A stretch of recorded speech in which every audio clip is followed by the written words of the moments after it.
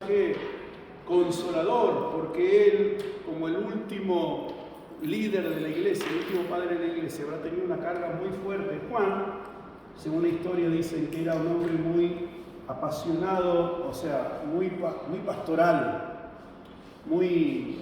que se preocupaba mucho por las almas. Cuenta una historia de que uno de sus últimos convertidos, o sea, una vez Juan iba por un camino, una vez ganó un joven para el Señor, y él tenía que irse a otra nación, a otra ciudad para predicar, pero anduvo varios días con este joven enseñándole el camino, discipulándolo, hablándole acerca de Jesucristo, y cuando él tenía que irse a otra ciudad a predicar, se lo encarga a un pastor, se lo encarga a uno de los pastores de aquella época. Dice que en ese momento, o a los días, o en poco tiempo, Juan es encarcelado y es llevado a Patmos, donde está un tiempo. Cuando él vuelve de Patmos, después de recorrer otros lugares también, algunos dicen que pasó un año, otros dicen que pasó 3 años, no importa, pasa un tiempo. Juan va a ver a este pastor y le dice: ¿dónde está la joya que te encomendé antes de mi partida? Preguntándole por este joven. Y el pastor le contesta: no sé, se fue, la perdí. Y Juan, como era: gracias, sos el mejor, sos hermoso. De acuerdo.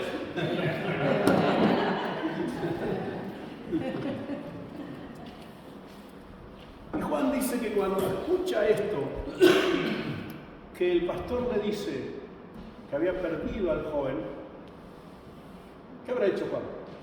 ¿Qué piensan que hizo Juan? Se agarró a piña con el pastor.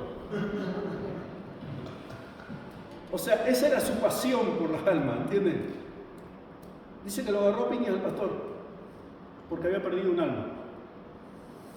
Y se fue y le dijo: ¿y dónde está?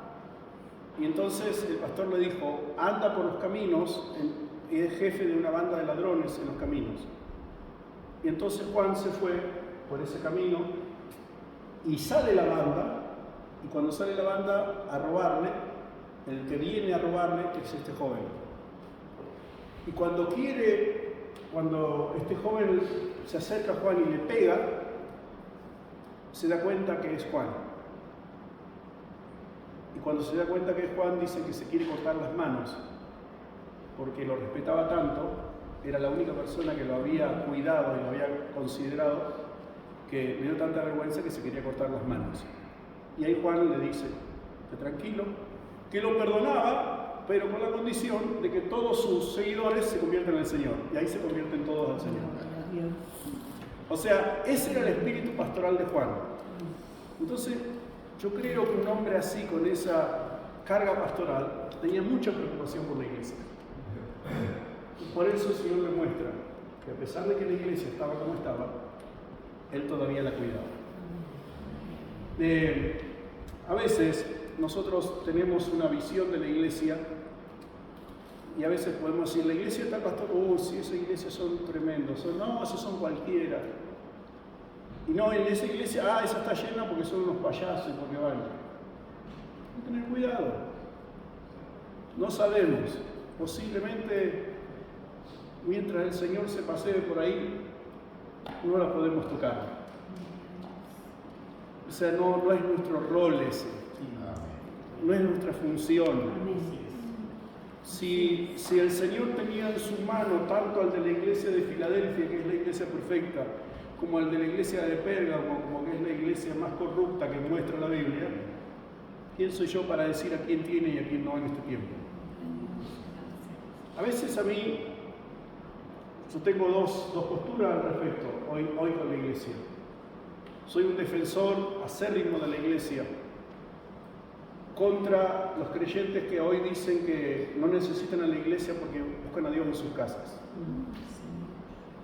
Porque le digo: entonces son más sabios que Dios vos. ¿O crees que Dios se equivocó? No, ¿cómo va? Sí, porque lo único que dejó Dios cuando se fue la iglesia, lo único que dejó Jesucristo.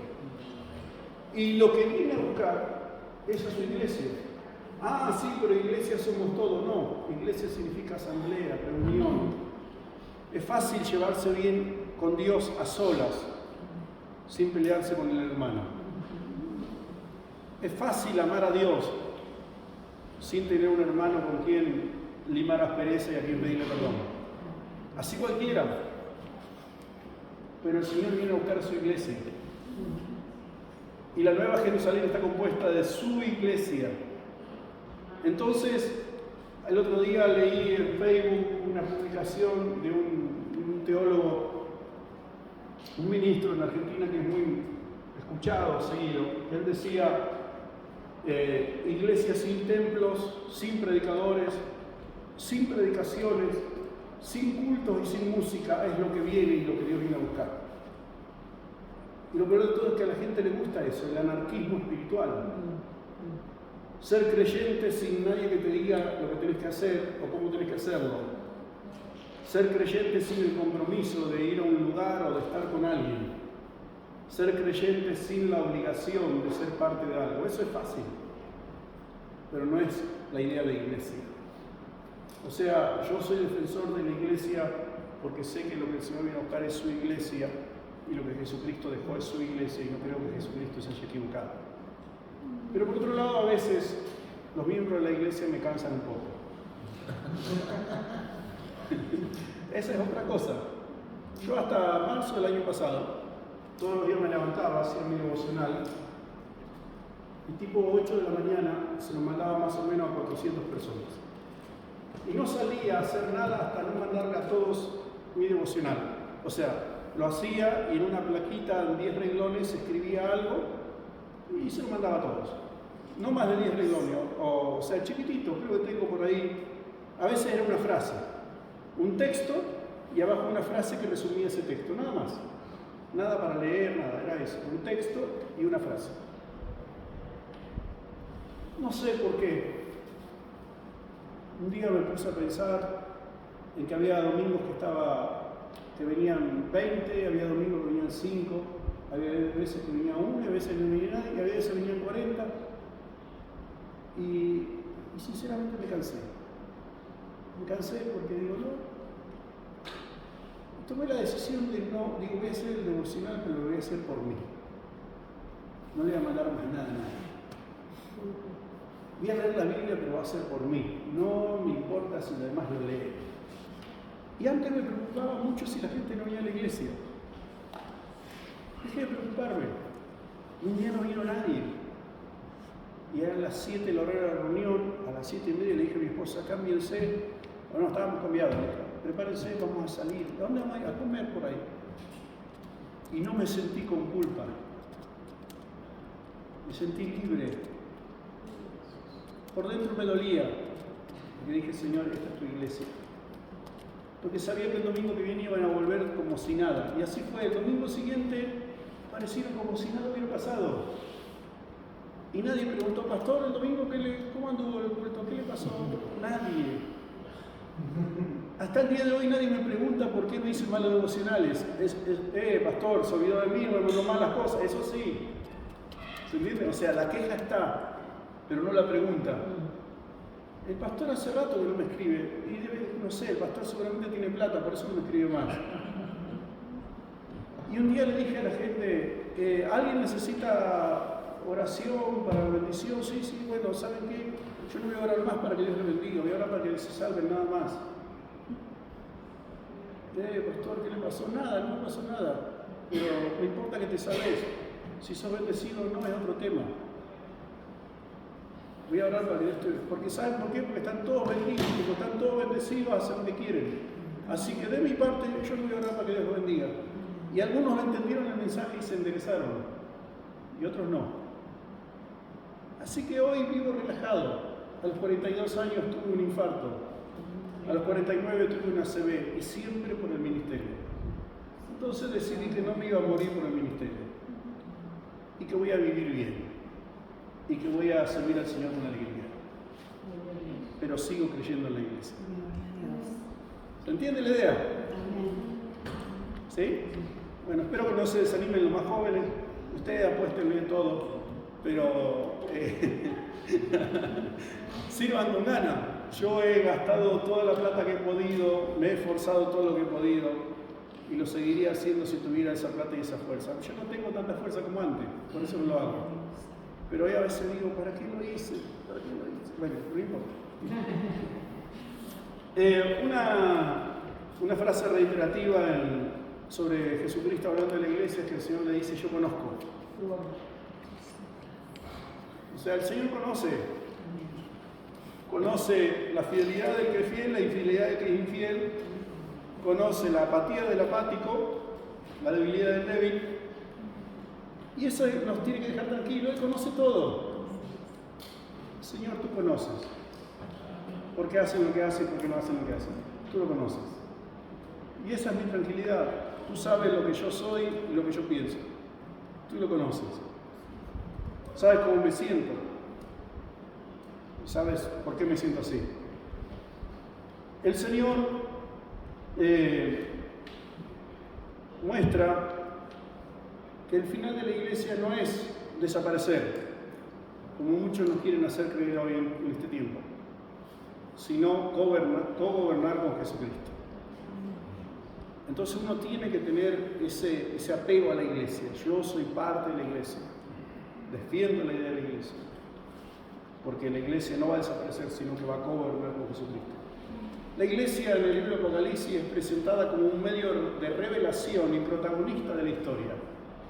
O sea, si no estuviera la iglesia, no habría un medio de revelación acerca de Jesucristo.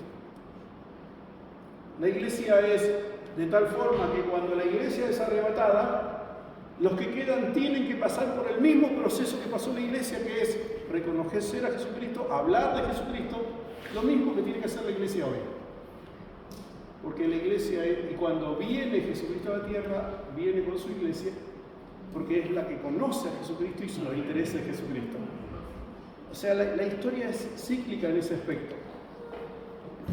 Y el Señor habla de las iglesias, ahí yo les puse las 7 iglesias, que podemos parecernos a alguna de esas iglesias. Por ejemplo, Éfeso, la iglesia ardiente pero inconstante. Tuvo pero dejó de tener. Y es lo que le decía al principio, algunas iglesias solamente tienen historias y no tienen nada más que historias. Oh, en esta iglesia sabe los milagros que ocurrían. Ay, ¿qué pasó? Y nunca nadie lo dice con nostalgia, con tristeza. No, sabe acá las cosas que pasaron acá, tremendo. ¿Y qué pasó? No, después dejó de pasar. ¿Y qué pasó? Y no, ahí está, pero acá pasó, Y el Señor le dice a Éfeso, yo conozco que empezaste bien, pero estás terminando mal. Así que acomodate, porque si no te va a ir peor. Pero a ninguna iglesia el Señor la trata con desprecio, ni la trata sin darle oportunidad. Y eso es bueno.